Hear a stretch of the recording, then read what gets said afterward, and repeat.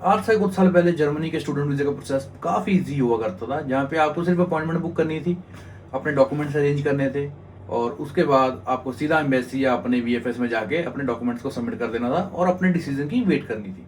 पर अब प्रोसेस काफ़ी चेंज हो गया है और अगर आप भी जर्मनी का स्टूडेंट वीज़ा अप्लाई कर रहे हैं आजकल, मीन्स आजकल के टाइम में, तो आपको CSP के प्रोसेस के थ्रू जाना पड़ेगा। CSP मतलब कॉन्सुलर सर्विस पोर्टल, जो कि जर्मनी ने एक डिजिटल प्लेटफॉर्म लॉन्च किया है। अगर आप भी स्टूडेंट वीज़ा, लैंग्वेज कोर्स का वीज़ा, अपना ब्लू कार्ड हो गया या आप अपॉर्चुनिटी कार्ड हो गया, आप किसी भी वीज़े के लिए जा रहे हैं तो आपको CSP के थ्रू जाना पड़ेगा। तो इस वीडियो के अंदर मैं आपको बताऊंगा स्टेप बाय स्टेप प्रोसेस जो फॉलो करना है जर्मनी स्टूडेंट वीज़ा के लिए, क्या क्या डॉक्यूमेंट्स आपको चाहिए आपके जर्मन स्टूडेंट वीज़ा के लिए, और अपॉइंटमेंट वाले दिन आपको क्या करना है। सबसे पहला डॉक्यूमेंट जो हमें चाहिए वो है पासपोर्ट। ठीक है, पासपोर्ट में क्या है, पासपोर्ट पिछले 10 साल में इशू होना चाहिए और 3 मंथ्स की उसके अंदर वैलिडिटी होनी चाहिए।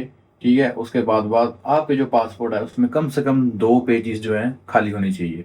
क्योंकि 2 पेजेस इसलिए बोला जाता है क्योंकि जब जर्मन का स्टडी वीज़ा आता है तो एक पेज के ऊपर वीज़ा लगता है शेंगन वाला और दूसरे पेज के ऊपर आपका वर्क का लगता है। जैसे like if you want to work as a part time in Germany तो उसका एक डॉक्यूमेंट लगता है, अलग से एक पेज होता है जिसके ऊपर लिखा होता है कि 120 डेज या 140 डेज आप अलाउड है वर्क करने के लिए इन होल ईयर। उसके बाद आपका आ जाता है स्कूल लिविंग सर्टिफिकेट। तो अगर तो आप बैचलर्स के लिए जा रहे हैं तो स्कूल लिविंग सर्टिफिकेट में आप अपनी 10th की मार्कशीट और +2 की मार्कशीट लगा सकते हैं। अगर आप मास्टर्स के लिए जा रहे हैं तो आप अपने बैचलर्स लगा सकते हैं। अगर आप PhD के लिए जा रहे हैं तो अपनी मास्टर्स डिग्री को लगा सकते हैं। इसके बाद आता है APS सर्टिफिकेट।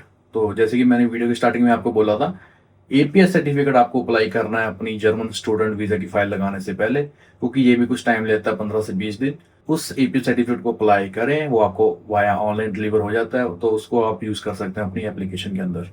उसके बाद आपको अपनी एप्लीकेशन के अंदर फाइल अपलोड करनी है, मीन्स आपको PDF अपलोड करना है जहाँ पे आपको प्रूफ देना है आपकी यूनिवर्सिटी का जहाँ पे आपने एडमिशन ली है। वो एक फुल टाइम डिग्री होनी चाहिए, तो उसका एक प्रूफ, प्रूफ मीन्स आप यूनिवर्सिटी को बोल सकते हैं तो वो आपको एक लेटर भेजेंगे। उस लेटर के अंदर लिखा होता है कि आप यूनिवर्सिटी के अंदर रजिस्टर हो चुके हैं और आप यहाँ पे आके अपनी पढ़ाई स्टार्ट कर सकते हैं। उसके बाद आता है एक इंटेंशन टू स्टे, मीन्स आपको एक मोटिवेशन लेटर लिखनी होती है।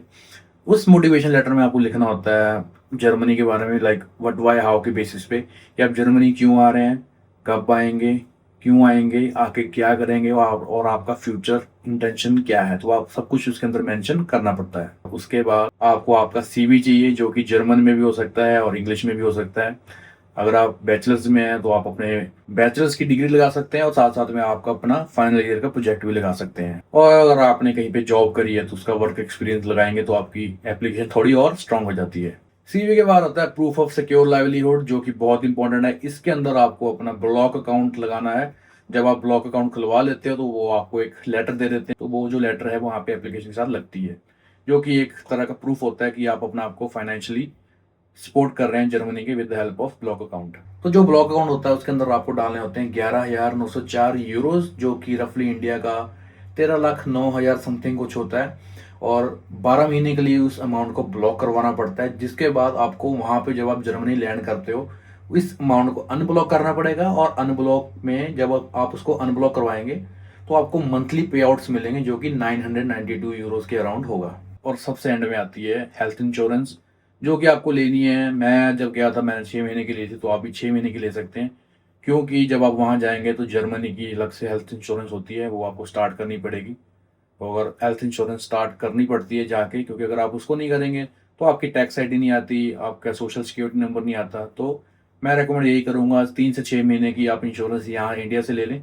बाकी उसके बाद जो इंश्योरेंस आपकी होगी वो वहाँ से फर्स्ट मंथ के बाद कंटिन्यू हो जाएगी। और उसके बाद आते हैं कुछ ऑप्शनल डॉक्यूमेंट जो आप लगा सकते हैं, जैसे कि अगर आप किसी कंट्री में और पहले स्टडी करके आए हैं तो आप उसका रेजिडेंस परमिट लगा सकते हैं, या आपके पास कोई पहले शेंगन वीजा है तो आप वो भी लगा सकते हैं। तो वो एक ऑप्शनल डॉक्यूमेंट होता है तो आप वो लगा सकते हैं। तो जब आप सभी ये डॉक्यूमेंट्स को अपलोड कर दोगे इसी पोर्टल के अंदर तो आप उसको सबमिट कर दें, और सबमिट करने के बाद आपको वेट करना है अपनी मेल का, क्योंकि आपको मेल आएगी जहाँ पे आपको VFS में अपॉइंटमेंट लेनी है।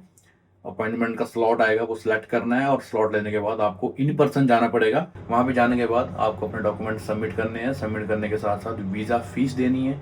जो कि अराउंड 75 टू 80 यूरोज होगी। वीज़ा फीस देने के बाद आपको अपने बायोमेट्रिक्स देने हैं। बायोमेट्रिक्स देने के बाद आपको वीज़ा फाइल को सबमिट कर देना है और जस्ट आपको वेट करना है अपनी स्टूडेंट वीज़ा के लिए। और इसी के साथ साथ आपका जो जर्मन स्टूडेंट वीज़ा है वो सबमिट हो जाएगा और अंडर 1 मंथ आपका जो वीज़ा है वो आ जाता है in most cases, but in some cases कई बार वो 1 to 2 मंथ्स भी ले लेते हैं। तो इसी तरह आप अप्लाई कर सकते हैं अपना जर्मनी का स्टूडेंट वीज़ा। अगर आप किसी प्रॉब्लम में फंस रहे हैं या आपको कुछ चीज़ समझ नहीं आ रही है तो आप इस वीडियो के नीचे कमेंट कर सकते हैं ताकि हम आपकी प्रॉब्लम को सॉल्व कर पाएँ और आप अपना प्रोसेस अच्छे से कंप्लीट कर पाएँ। So thanks for watching this video. Happy travelling.